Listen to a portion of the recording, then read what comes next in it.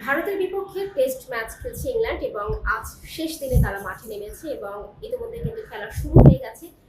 এই ম্যাচে ইংল্যান্ডের দরকার ছিল ৩৭১ রান। তারা গতকাল ২১ রান করেছে এবং আজকে তারা মাঠে নেমেছে ৩৫০ রান দরকার শেষ দিনে, এবং এটা যদি ইংল্যান্ড আসলে করতে পারে তবে বলা যায় যে তারা কিন্তু রেকর্ড ভেঙে এই রান করবে।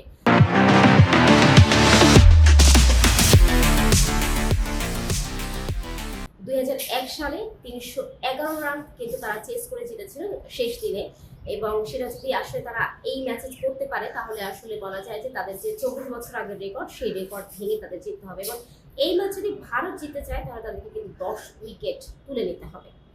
দেখা যাক আসলে আজকে শেষ দিন কেমন হয়, ইংল্যান্ড রেকর্ড ভেঙে জিততে পারে কিনা। সেটার জন্য অবশ্যই শেষ সময়টা পর্যন্ত অপেক্ষা করতে হবে। টেস্টের পঞ্চম দিন অর্থাৎ শেষ দিন সবচেয়ে বেশি রান তাড়া করে জয়ের রেকর্ড আছে অস্ট্রেলিয়ার, এবং সেটা কিন্তু ইংল্যান্ডের বিপক্ষেই হেডিংলির মাঠে ১৯৪৮ সালে অর্থাৎ ৭৭ বছর আগে এই রেকর্ড করেছিল অস্ট্রেলিয়া, এবং তারা কিন্তু ৪০৪ রান তাড়া করে জয় পেয়েছিল। অর্থাৎ শেষ দিন তারা সংগ্রহ করেছিল ৪০৪ রান। এবং আজকে হচ্ছে ইংল্যান্ডের পালা, আসলে তারা ভারতের বিপক্ষে কতটা রেকর্ড নিজেদের আয়ত্তে এনে জয় পেতে পারে সেটার জন্য আসলে কিন্তু শেষ সময় পর্যন্ত অপেক্ষা করতে হবে। আমি যদি একটু ম্যাচের দিকে তাকাই তাহলে প্রথম ইনিংসে ভারত সংগ্রহ করেছে ৪৭১ রান, এবং এখানে কিন্তু ৩টা শতক আছে। জয়সওয়াল, ঋষভ পন্থ এবং শুভমান গিল এই তিনজন কিন্তু ৩টা শতক করেছে, এবং সেই তাদের রানে কিন্তু ভর করে একটা রানের পাহাড় করে ভারত।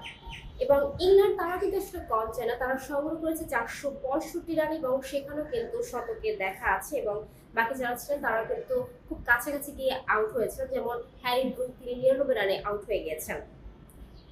দ্বিতীয় ইনিংসে ভারত সংগ্রহ করে ৩৬৪ রান, এবং সেখানেও কিন্তু ২টা শতকের দেখা আছে। এখন ব্যাট করছে ইংল্যান্ড এবং তারা ৩১ রানে কিন্তু কোনো উইকেট না হারিয়ে আছে, এবং বলা যায় যে তাদের আরো কিন্তু দরকার ৩৪০ রান। যেটা বললাম যে আসলে রেকর্ড ব্রেক করতে হবে, নিজেদের রেকর্ড নিজেদের ভাঙতে হবে, এবং এরপরে কিন্তু আসলে এই ম্যাচে জয় পাওয়া সম্ভব।